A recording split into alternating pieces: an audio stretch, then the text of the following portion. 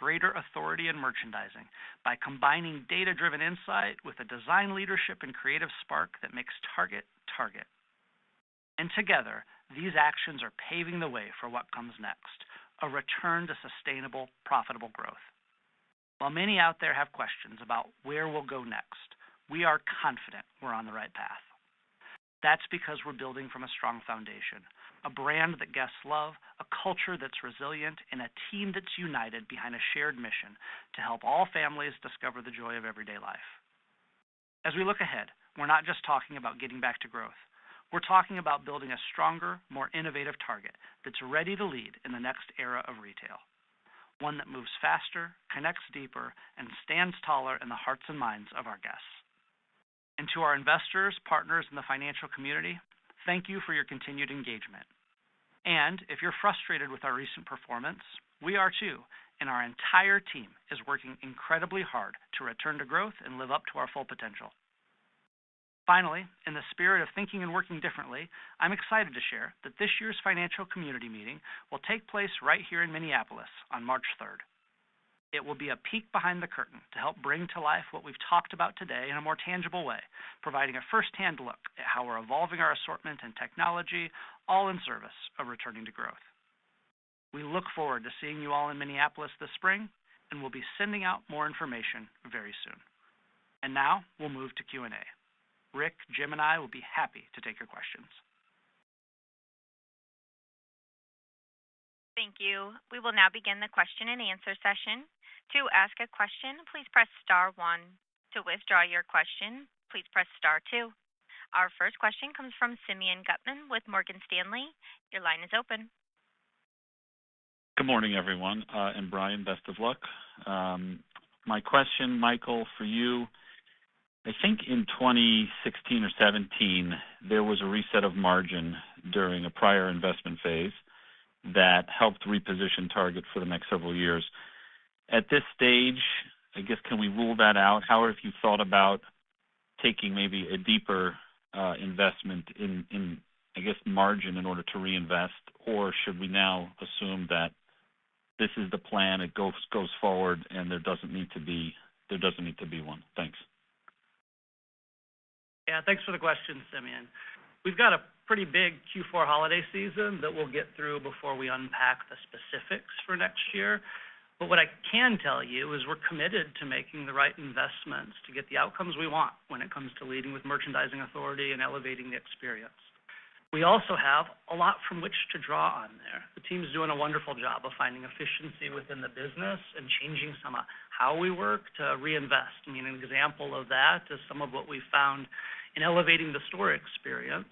We've taken a lot from our fulfillment market tests in Chicago. And as a reminder, that's about changing kind of how we organize stores against the work to be done. We've found that making some stores brown box shipping specialists, because they've got the capacity, they've got the big back room, they might be a little lower volume in general, let them ship that brown box product so that we can free up our busiest in-store guest experiences to focus on serving that in-store guest. And so changes like that, we've seen good results in. We're rolling out some of the learnings from that test to 35 more markets here before the year is out. And that's the type of change we believe can fuel the step up in experience that we want. And so we're excited about doing the work to get better outcomes when it comes to leading with merchandising authority and elevating the guest experience, and we feel like we're on the right path. The other thing I might add is you heard us describe our capital investments for next year, and that's putting capital to work in direct support to the priorities that we've laid out. And like we always have, we invest capital where we see strong return. And so we're excited to make the investments in technology, supply chain, but especially store experience next year. More remodels, a strong new store pipeline, more change to the broader store. And so I think that's an example of us seeing the opportunity to invest to get growth and leaning into it. The quick follow-up, and you partially addressed it. I wanted to ask about the gaps and capabilities. You mentioned the different focuses, merchandising experience. What are the most urgent gaps and capabilities? And then what are you most excited about, meaning things that can get addressed in the near term? Yeah, the things that I'm most excited about are some of the places where we're seeing momentum already. You know, take, for example, the work that we're doing in Fund 101. That's a perfect representation of us bringing real focus strategy to the categories that we used to call hard lines, to say, what categories are what we do, are the things that we do uniquely well, best positioned? How do we bring style and culture and design leadership to those categories? And so we've made more change in those categories, and we see response in those categories. It's good to see categories like toys running an almost 10% increase in Q3. It's good to see the places where we've applied focus moving in the right direction. I think the same is true on experience. The work we're doing to create a consistently elevated experience, we like the trajectory there. That starts with the basics. Being in stock is part of a great guest experience, and we're seeing real, meaningful progress from the team's incredible work to move the needle in the right direction there. And while on that front, we're not yet satisfied, we're not yet where we want to be, we like the direction of travel a lot. And so we'll continue to do the work and apply the focus to get, improvement in the direction that we want there. Rick, I don't know if you'd want to add anything on the product side for some of the places where we've got change and where we're seeing a strong guest response. Yeah, I mean, I can. Well, how about this? I'll talk a little bit about some of the capabilities that the question addressed about which capabilities do we want to are a priority for us to evolve. And I want to highlight Merchant Roundtable evolution, because it is so important to having those right products that are going to deliver the growth. And it is a cross-functional team that we've had in place. But if you think about the decisions that we made a couple weeks ago to reduce the footprint in HQ, a big part of that was around simplifying the organization so we could make decisions faster. The next step in that is to outline how we're going to work differently, clarify roles and responsibilities, clarify decision-making. That's the work the team is doing now. And then what I'm really excited about is then adding in the automation and the technology so the team can spend less time doing the analysis and spend more time being creative, coming up with those new ideas that are going to meet consumer needs and fuel growth, like what we're doing in Fund 101. To build on Rick's last point there, I think the role that technology will play is going to be incredibly important across the enterprise. But a huge shout out specifically to the pace at which Pratt and team are moving. I like the acceleration of the path forward in technology. I think you can see that in some of the AI examples that we shared today, but you can also see that in some of the core foundation basics that we know we have work to do to make sure our teams have all the tools at their fingertips to build the right assortment, segment that assortment, to use technology more powerfully to automate how product moves through our supply chain. And so that continues to be a key area of focus for us, but the urgency with which we're moving that work along gives me a lot of confidence. Okay, thanks. Have a great holiday. Thank you. Our next question comes from Corey Tarlow with Jefferies. Your line is open. Great, thanks. Good morning. And I wanted to ask on the level of investment that you're stepping up in the business in terms of the $5 billion for next year in CapEx. How do you think about the key levels or the key areas in which you will be investing? And then how do you think about whether or not that's the right level or if more may be needed to improve results to a greater magnitude across the business? Yeah, great question, Corey. And I think about it in two ways. And this is a conversation that Jim and I have regularly with input across the team, obviously. But it's two things. One is it starts with a focused strategy. Investments need to follow the path that we think drives the most growth for Target, and that starts with clarity on the strategy. And the second is we chase returns. And so the places where we're excited to step up investment are places where we expect really strong returns. That starts with investments in our stores, and those come in a couple of forms. You've heard us talk about the strength of our new store pipeline. That pipeline continues to be as strong as ever. It's been just a delight to watch the new store openings this year, especially those bigger boxes that continue to outperform our expectations. And there's nothing more fun than walking a brand newly opened store in a market that maybe didn't have a Target or didn't have a Target close to that neighborhood, and to see the response in the community when we open a store. And that response is great on the faces and voices of those guests, and it's also great in terms of the incremental sales it provides and the high returns we see in those new stores. The second place where you'll see us continue to lean in is in-store remodels and refreshing the existing fleet of stores. And while we've been talking about that for several years, we've been hard at work, as Brian even touched on in his opening remarks, of remodeling the chain. That work isn't yet finished, and we want to make sure that we're investing in some of the stores that when we bring our latest and greatest store experience, we see a reliable, strong response from guests. We continue to see strong sales lifts that justify the investment in those remodels. And so for the stores that haven't yet seen a remodel, we think it's imperative that we bring our latest and greatest thinking. That's a direct investment in the store experience itself, back to the strategy, and the merchandising authority. Because when we do a remodel, we reallocate the space up to our latest and greatest thinking by strategy, and that helps the merchandising drive some of that sales lift. And then importantly, technology will continue to be an area of focus for investment. We know the power of technology to help the humans, and the humans that we focus on most there are obviously our guests and our team. And so wherever we can lean in and use technology, and again, it generates returns when we make things more delightful for our guests, and the way technology can help with personalization on the app or help us get product to their doorstep faster. And then for our team, where we can allow the process-focused work of the team to get a boost from technology, that frees up our store team to better serve guests. And so there's a lot of examples within that CapEx investment, but at its core, or does it directly support the areas of focus within the strategy, and do we like the returns? And when the answer to those two questions is yes, you're going to see us invest. Corey, if I can add just one more thing on top of that. When we add new stores, the added benefit for us is that we continue to build out our fulfillment footprint and capability, and allows us to also expand our national digital reach as well. So there's an added benefit of new stores.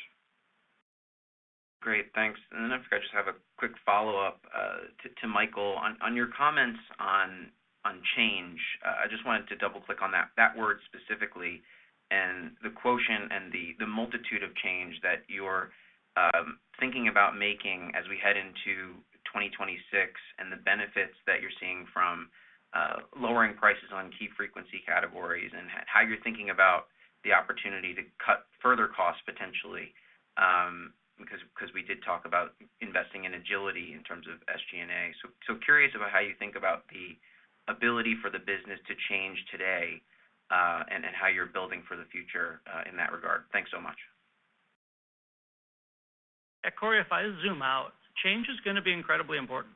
I mean, you've heard us say quite plainly, we're not satisfied with our performance over the last few years. While the third quarter came in as expected, you're not going to get a tone of satisfaction for us until that's accompanied by the growth that comes with a positive comp. And so we've got to do the work.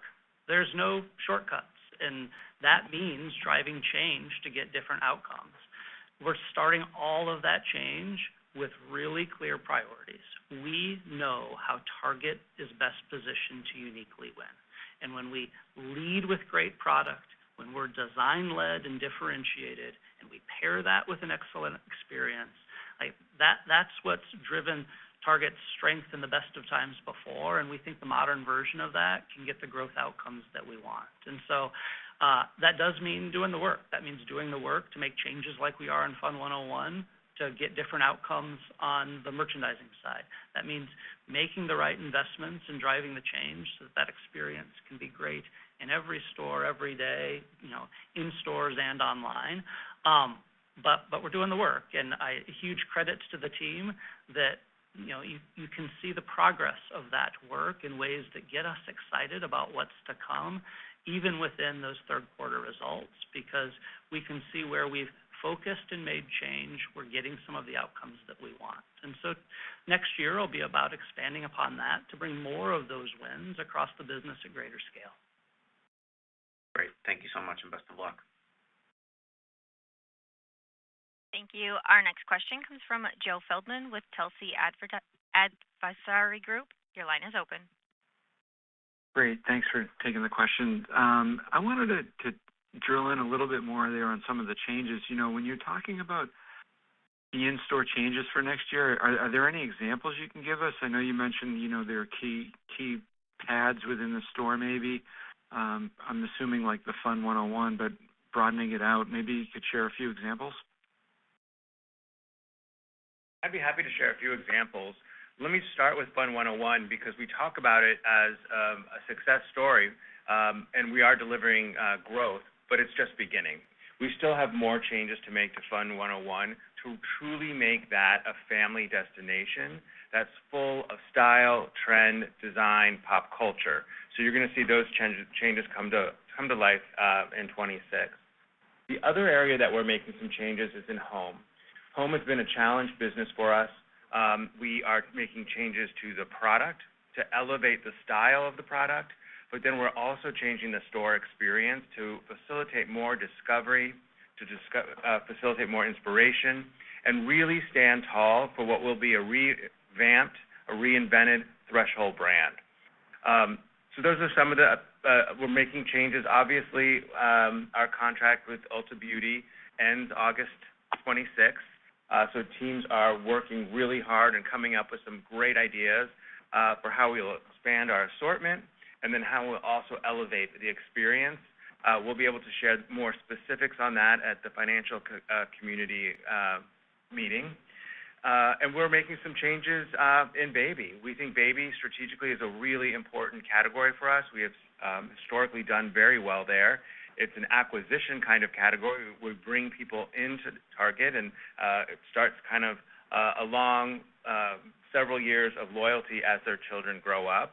But we have an opportunity to make that space a little bit more inviting, a little more inspiration, and also bring more gifting into it. So those are just some headlines of what we're looking at. We'll be in a much better position at financial community meeting to share more specifics on those plans. But I got to tell you, I am really excited about these changes. And I think, as we said in the prepared remarks, this is the most change we have made to the store floor pad in 10 years. So it's a lot of work, but we're really excited about it. That's great. Thanks for that, Rick. That was helpful. And then just a quick follow-up. With regard to the your Target Circle card, can you talk maybe about some opportunities there? It feels like, you know, it's been declining. The penetration of Target Circle card, I guess, has been declining a little bit. And I'm just curious as to if you have any reasons as to why that may be and what you can do to kind of recapture some of those customers, maybe where they've gone otherwise. Sure. I'd be happy to talk about Target Circle. What we love about Target Circle is its huge size. It's one of the biggest loyalty programs in the country. And now with Target Circle 360, we have a membership component to it. And what's really exciting about that is it's really helping to fuel our same-day delivery. Target Circle fueled a 35 comp growth in same-day delivery this past quarter, which is really encouraging. The conversations that we're having is, now what? How do we continue to innovate and evolve on the platform? And things that we are looking at and trying are early access events with Target Circle 360. We did that this past October with Target Circle Week, and it was really well received. So we'll be doing a lot more of that this holiday season.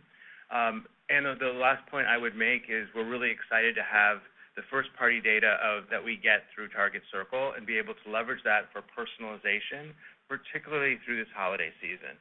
So that will be one of the tools in the toolbox that we'll be using.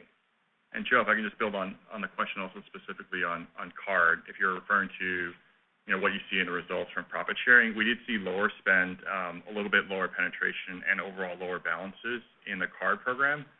But what's important is what Rick just highlighted is that we think about our whole loyalty program holistically across Circle, Circle 360, and the card program, and we're very pleased with the results we're seeing so far. Where we do have an opportunity, Joe, is to use where Rick started with that big base of Target Circle as a better on-ramp to folks for whom a Circle card makes a lot of sense. And so that's a place where we haven't yet achieved our potential. And so, making sure that we, because we can know a guest in Circle so well, that means we should be positioned to know which of them at the right point in time would most like a Circle card too. And we've got work to do on that front. We haven't tapped into that to the degree that we would have hoped, and so you'll see that be an area of focus going forward for us. That's great. Thank you, guys, and good luck with the holiday season. Thanks, Joe. Thank you. Thank you. Our next question comes from Mike Baker with D.A. Davidson. Your line is open. Excuse me, Mike. You might be muted. If you could unmute your line. Gotcha. Yep. Can you hear me now? Thank you. Okay. So I think you said, correct me if I'm wrong, but October flat, yet you're guiding to down low single digits to the fourth quarter. Is that indicative of a little bit of a slowdown post Halloween? And I guess as a follow-up to that, pretty wide range in terms of EPS for the fourth quarter. Can you talk about, what you're expecting in terms of margins within that fourth quarter range and how you get to the low end versus the high end, et cetera? Thanks. Yeah, I'm happy to start, Mike, and Jim, feel free to add on. If you look at, the quarter came in where we expected it overall, we definitely did see volatility by month. You heard Jim describe that on a net sales basis, the quarter started with a relatively flat August.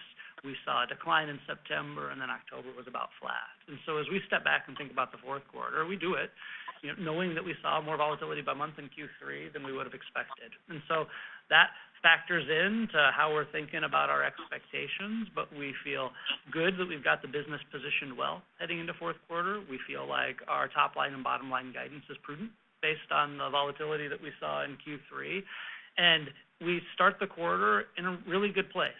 Something we haven't unpacked as much yet, so I'll touch on it briefly, is that inventory is in a great place as we step into the fourth quarter. On the balance sheet, it's down 2%. It's up in our frequency categories, which makes sense given the investments that we're making there and stronger inventory reliability and in-stocks. And it's appropriately down, I think, in an appropriately cautious position in the discretionary categories. And so, we start the quarter where we would want to be positioned from an inventory perspective, and we feel like it's the prudent place to be. Jim, feel free to add as we're thinking about, profit for the fourth quarter or how we've reflected Q3 trends into that view. Yeah, Mike, and if I build upon that, if you take a step back and look at Q3, obviously we faced a pretty dynamic environment. And as our gross margins and percentage-wise was broadly flat, we're pleased with the performance, and that's in line with expectations. And a big thank you to the team. Just manage and navigate and move quickly with agility to meet the needs of consumers and understand where things are heading. We expect that dynamic to continue in Q4. We do expect a continued volatile environment, which is why there's a little bit still, I guess, a wider range in place, because we want to make sure we have the ability to react quickly to changes in the environment. That will represent the range that we're looking at. The only build I might have, and Rick, feel free to chime in here, is we don't have a perfect crystal ball for exactly how it's going to play out by day or by week in Q4. But the thing we feel really good about is how we'll show up for the guest. We've touched a little bit in some of the questions on making sure that we meet the guests where they're at. And for us, that's always, a couple of things, because there's a couple of ingredients of how guests view value. It's the combination of great prices, and you've heard us invest in 3,000 price cuts across food and beverage and essentials. We're really excited about a Thanksgiving meal for $4 under $20 as we step into Thanksgiving here right around the corner. And for Target, it's also pairing that great price with incredible product. And so I'm just as excited about the 20,000 new items that we'll have this coming fourth quarter, twice as many as last year, as I am about the great pricing guests will find on those items. And so it's that combination for us that matters so much. And on that front, we feel really good about what guests are going to find as they travel the site and the store in the holiday season. Great. Thank you. Appreciate the color. Thank you. Does that conclude your question? Yes, thank you. Thank you. Our next question comes from Kate McShane with Goldman Sachs. Your line is open. Hi, good morning. Thanks for taking our question. We wanted to drill down a little bit more on your commentary around inventory and in-stocks. Is there any way you can kind of talk to how you feel about the inventory position going into holiday, how it looks versus last year, and just how you see the cadence of in-stocks improving over time? Yeah, Kate, as I think about inventory broadly, we touched on a little bit of that in Mike's question a second ago, but I do think it's important to spend a moment on in-stocks. And I would expect, because being in stock matters so much to our guests, that's a topic you see us come back to over and over and over again in all of these earnings calls to come, because it matters so much. If you've trusted us with a trip to the store, we can't let you down by being out of stock. And we haven't been good enough over the last several years on that front. And so we're laser focused on improving that. And a huge credit to the team for the progress that we've seen so far. I can dimensionalize that just a little bit more here in a second. But I also want to emphasize that work's not done. The bar for the consumer, for our guests, is higher than ever before on that front. And so you're going to see us continue to lean in to make progress over time. Where we've started is with a really acute focus on those most frequently purchased items, where if we're out of stock, it hurts more if you're a guest and we've let you down. And so you heard in my remarks the focus on our top items. So think of those as the 5,000 most frequently purchased items. They account for about 30% of our unit sales, and so a big piece of what guests are finding and buying every day at Target. And as the team has leaned in to make progress on that subset of items, it comes in a whole bunch of ways. It comes with embracing the use of technology to help us forecast better and being more in stock that way. It comes with us having a better view of how we're really performing. We've described before, we've changed some of the measures we use for in-stocks that give us a clearer mirror than ever before of where we're doing great and where we're falling down. And that's been really helpful because it's told us, okay, we might be okay on average in some places, but we're not good enough at the end of the day, or we have a shortfall on weekends that we need to address. And so teams have been hard at work in moving the needle there. And, you know, on the measures that we move, you heard me describe 150 basis point improvement in Q3. If you're not close to the work, it's maybe tough to appreciate how big that progress is. But what I like is that's better year-over-year improvement in Q3, performance versus last year, than we saw in Q2, which was better than we saw in Q1. And that trajectory gets me really excited that we're doing the right work to get a different outcome. And if we can keep that progress up, and I have a ton of confidence that that's exactly what we'll do, we'll be more and more in stock as we move through 2026 than we were in 2025. Operator, I think we have time for one more question. Thank you. Our last question will come from Michael Lasser with UBS. Your line is open. Good morning. Thank you so much for taking my question. You just outlined a lot of the progress that you're making on key operational metrics such as in-stocks and speed to market, yet we really haven't seen it translate to an overall improvement in the performance of the business. So the obvious question is, why not? And what, as outsiders, is a reasonable time frame for holding the team accountable for showing that progress? Thank you. Yeah, thanks for the question, Michael. Here's what I'd say. We're not satisfied with the top-line performance of the business, even as it's come in as we expected in Q3. And so we're doing the work with urgency. As a team, our focus is to get back to growth. And we know that won't happen overnight, but we know what the path is. We're focused on making progress. We see momentum where we're making that investment. A huge credit to the team to do the work that's going to get that outcome over time. And so we'll unpack more what our expectations for next year look like when we get to the financial community meeting in March.